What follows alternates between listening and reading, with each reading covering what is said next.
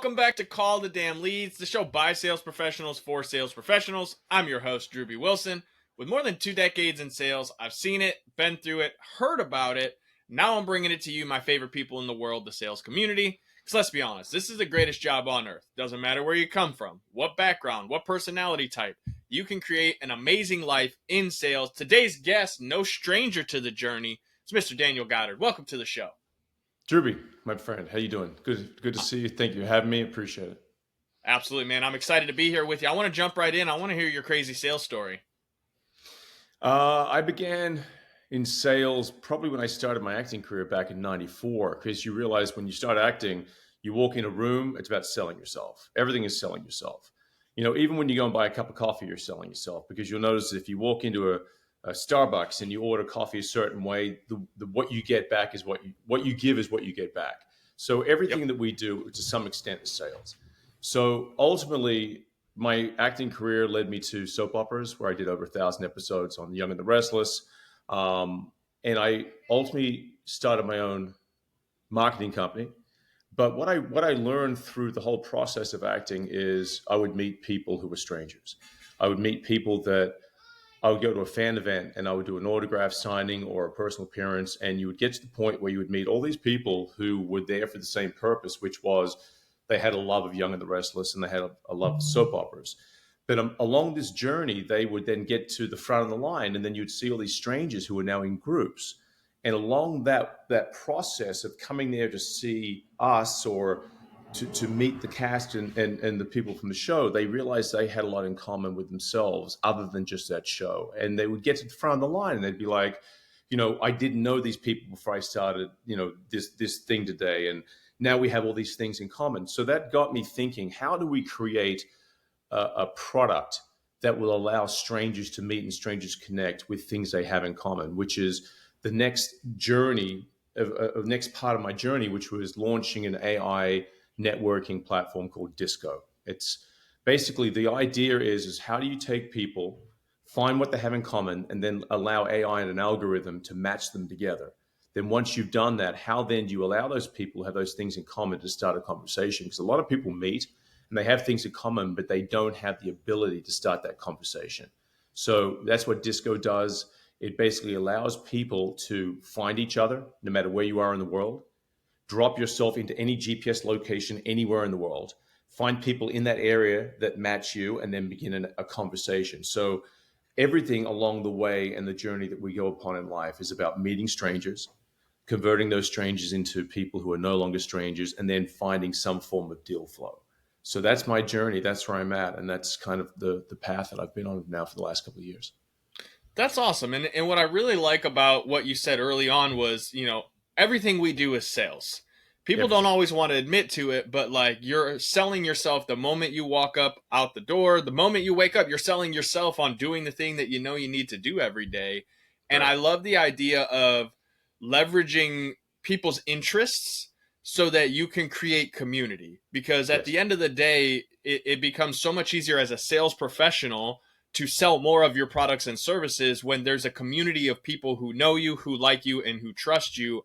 And oftentimes, as you mentioned, the hardest thing for people to do is talk to a stranger. Right. And so I'd be really curious, like, what was it that really made you think, hey, AI is a platform that we can use to start creating this, you know, interconnectivity between people, especially as it's starting to blow up right now in the world of sales? I think it all comes down to time management, because, as you say, everything is sales. Whether you're dropping your kid off at school for the first day in kindergarten, how your school associates with you as a parent is how you present yourself to them. So how do you leverage AI in any aspect of your life to allow you to find a way to cut through the red tape and the mystery of all that new experience? And I think with AI, there's two schools of thought with AI. Either it's going to destroy mankind and get rid of every job there is. There'll be no truck drivers. There'll be no accountants. There'll be no lawyers. Basically, it can do everything better. You look at China at the moment. They've got factories that build 24/7. They're building ICM, intercontinental ballistic missiles, 3,000 a year. And they're just pumping them out in factories. So AI, from a very big picture, looks like it's the end of the world. But I don't see AI in that way. I see AI as leveraging the the human need for connection will never dissipate. Whether we become in the next 100 years dependent upon AI friends, AI boyfriends, girlfriends, lovers, whatever, and we start becoming more insular, I think at the nucleus of all humans and the need to procreate, there is an ever present need to have community. And that's what you were bringing up and touching upon. So I see AI as a way to build community, because once you have one person, you put him with another person, then all of a sudden the AI is somewhat irrelevant because it's done its match, and then humans will take over. And then you add another person to community, another person to community, and then you have a hive mindset. So I think AI, from my perspective, is it's a granular thing that leads to a beach, and it's all those little pieces of sand on their own. But when they come together, they do form that community. So I think AI has to be seen as a tool and not as a Terminator fear factory. And that's why we I turned to AI for this.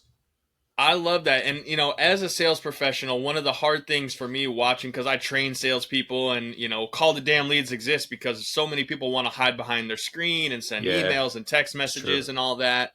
And what I think is interesting is you see all these marketing guys that are like, oh, we'll create AI chatbots and AI callers and all of these things. But in my own experience, they don't understand the nuance of human linguistics and emotions and Mm-hmm. connection.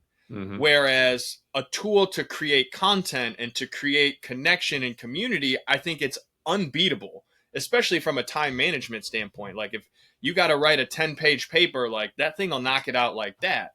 But to Mm-hmm. have a 1 hour conversation with someone, it just cannot reach that level. Will it someday? Maybe. I don't know yet. We're not there, but I'd be curious, like for you, with a community standpoint and your disco program, I think that's what you called it. Mm. Um, is it really just like matching the people based on interest, or does it actually communicate with them as well? It matches you first and foremost. You choose the tags, whether it's social or work. We Okay. have 100 tags that are social, 100 tags that are work, and we basically have thousands of tags in there that you can refresh and change the tags. But we have like 100 of each that allow people to find those deep commonalities that you have. Then once you have those tags, and then I could be walking down the street and I could pass you, and as I enter your radius, the application would tell me, hey, Drewby's coming by. This guy has 20 tags in common with you. And then from there, I get to say, okay, here are the tags I have in common. I'd like to talk to Drewby about this because I notice we have the same things in marketing. We may have, a sports team in common, a movie franchise in common, a vacation place that we like to go. So then you find underneath it all, because if you ever go to a convention or a conference, you see someone with a name tag. And all of a sudden, it's like, oh, hi, you're so and so, you work at such and such. That really is all you know. And then you begin the conversation. But it's the personal things that allow you to find those deep levels of communication, those deep things that make you say, well, I'm here for deal flow, but no one wants to do business with people that deep down inside they have nothing in common with. Because it's that commonality that brings trust. Once you have trust, hey, you have a big dog, don't you?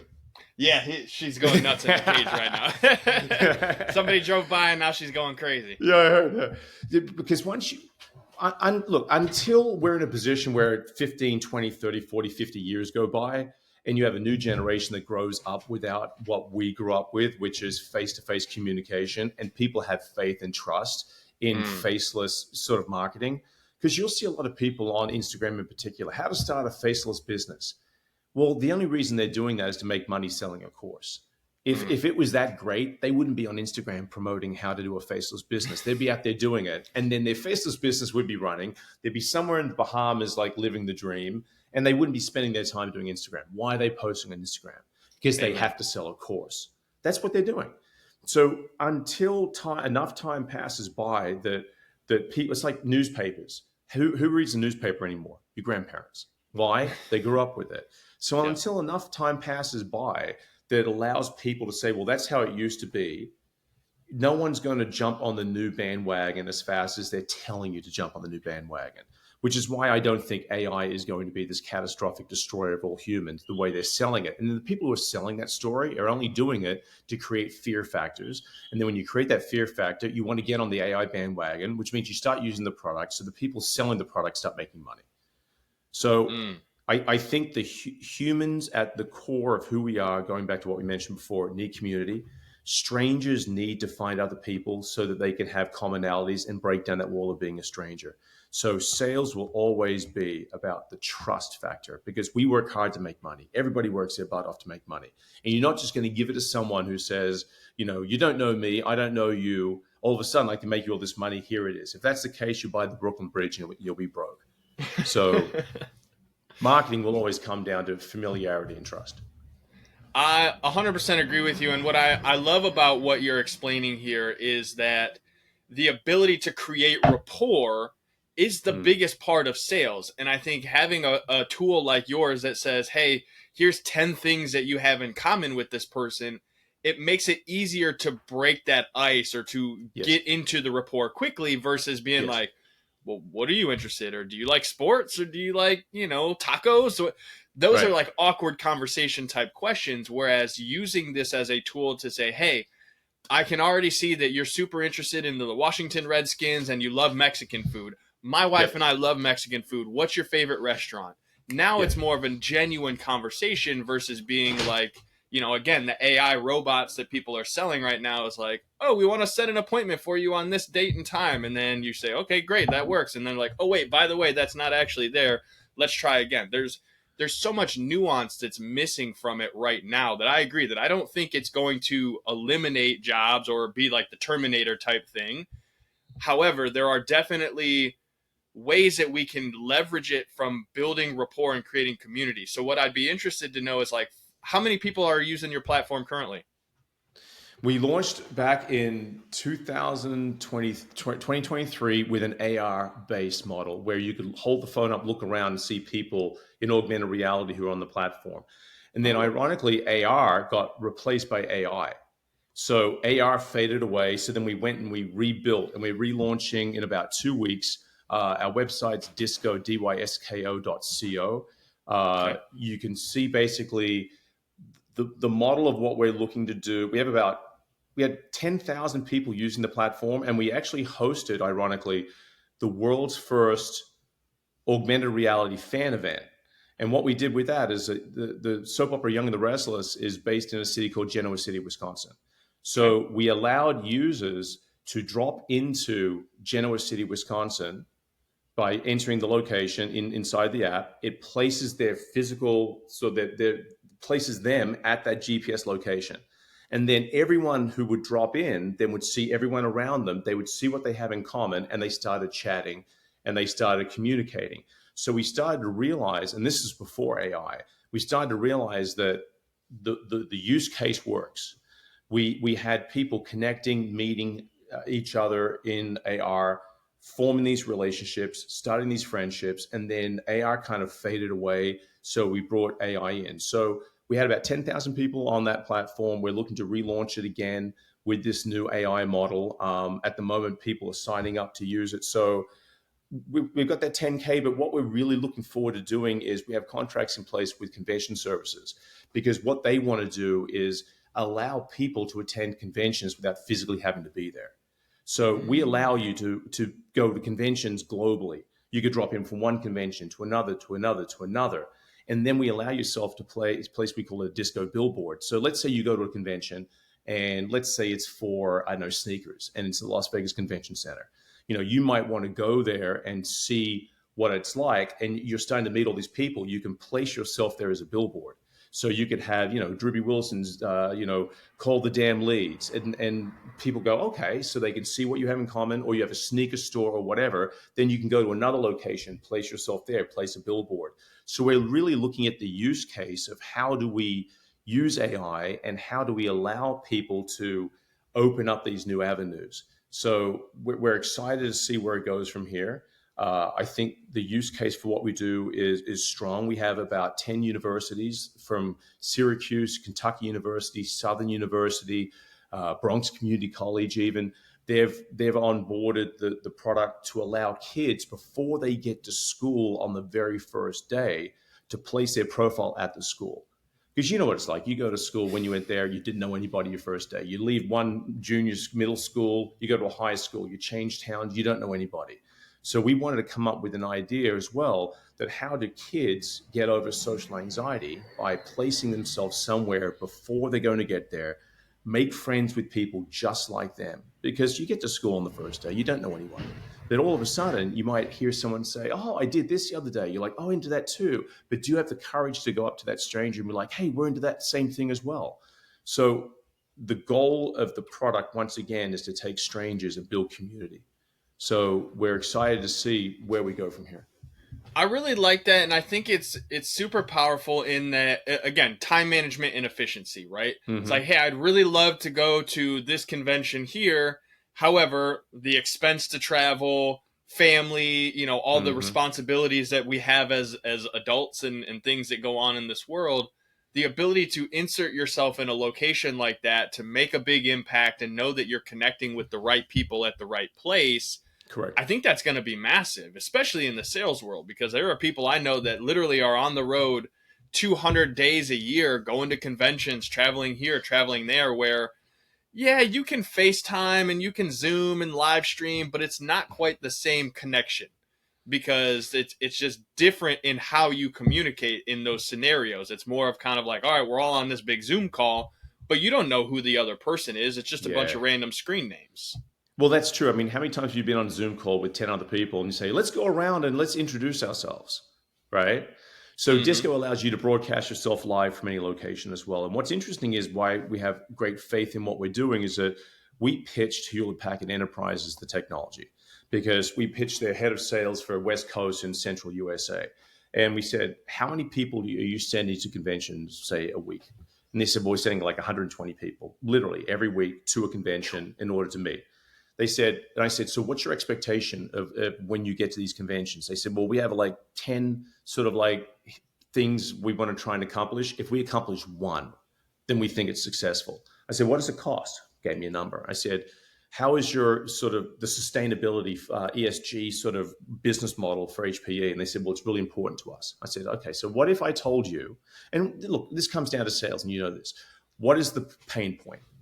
Yep. What is their problem and what's the solution you offer? That's sales in a nutshell. It doesn't matter what you're selling, earpods, AirPods. It's like, what's the pain point? Here's the solution. So the solution very quickly, what they understood is that we could send less people. We can go from 120 just down to 10. We could have people who aren't even there physically at that location dropping in, doing all the behind the scenes connecting, have people on the ground there that then could go up to those people and begin the deal flow.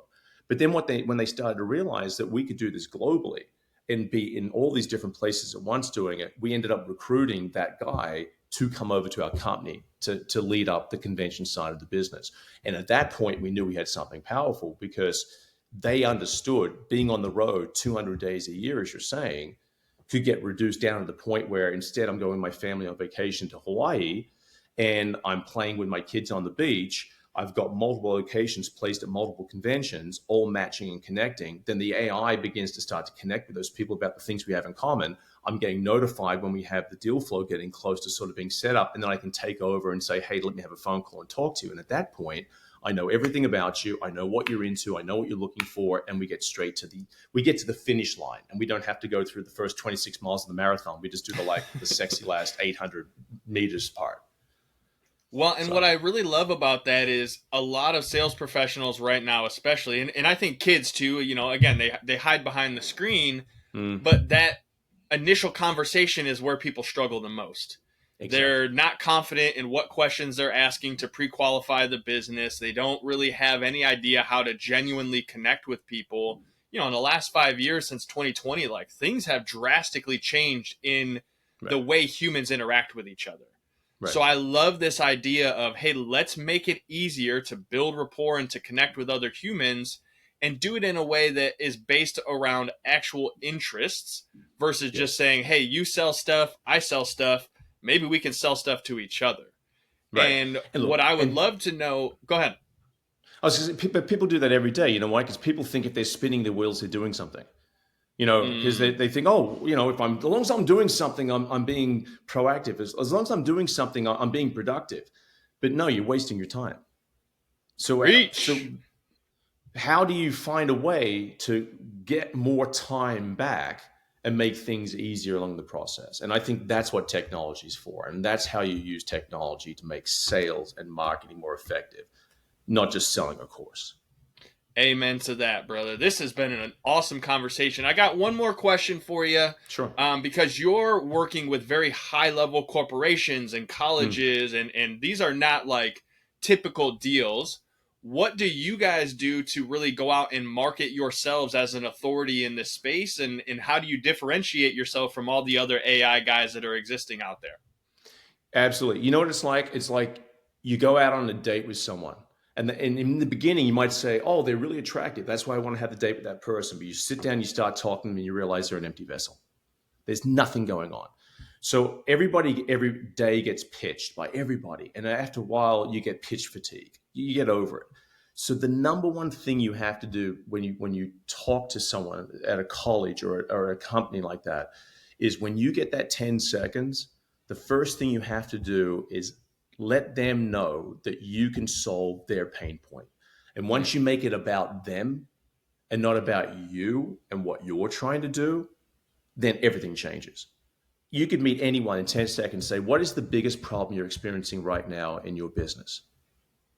Anyone will tell you. It could be Bill Gates or it could be some guy who's selling dog food on the street corner. They'll tell you the number one, here's what it is. And then if you have a solution that can solve that pain point, then you've got their ear. So it's listen to the person, listen to what they have to say. How does that person, and they're going to tell you, what is it that they want?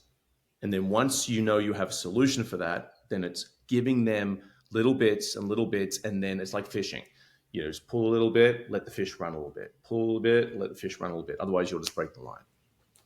oh, this has been an awesome conversation. Going into it and I saw AI, I was like, I don't know what this is going to be like, but this has far exceeded my expectations of a conversation around this specific topic because it's a hot topic right now. Yeah, it is And indeed.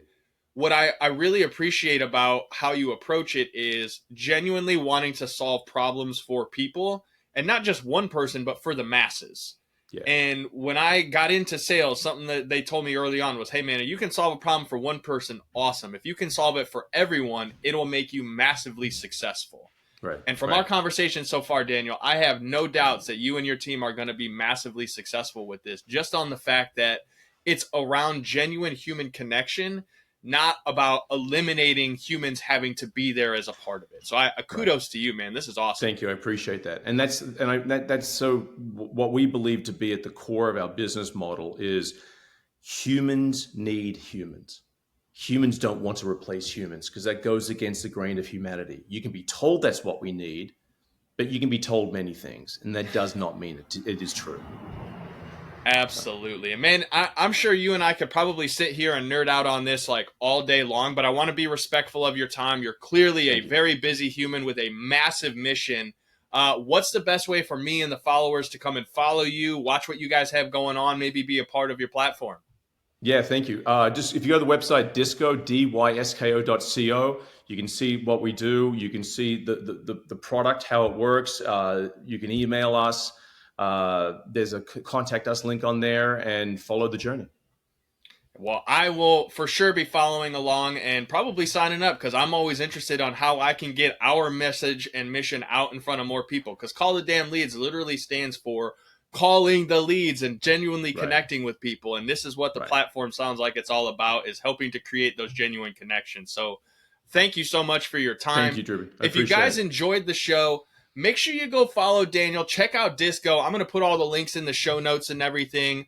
And more than anything, remember, AI is a great tool, but it's a tool and it's not a final like end all be all for everything. So make sure you're using it in a way that's saving you time, that's creating more opportunity for you to connect with other humans, and it's going to make you massively successful, just like my friend Daniel. So guys, make sure you tune in. If you enjoyed the show, share it, put it on social media, send it to somebody who absolutely sucks at sales and they're trying to hide behind an AI bot because they don't want to do the work. It's going to change their life. And more than that, if you have your own story, if you have something that you want to share about your journey and your mission in sales, head over to callthedamnleads.com/podcast. Send us your details. Let us know. We aren't going to use an AI bot to respond to you. It's genuinely a person on our team that's going to reach out and have that conversation, because that's what really matters. When you connect with people, they'll know you, they'll like you, they'll trust you. And by golly, if you do a daggum good job, they might even want to do business with you. So, Daniel, thank you again for your time, man. It's been an honor. I appreciate it. Thank you, You man. got it. We'll see you guys next time. You know what to do. Go call the damn leads.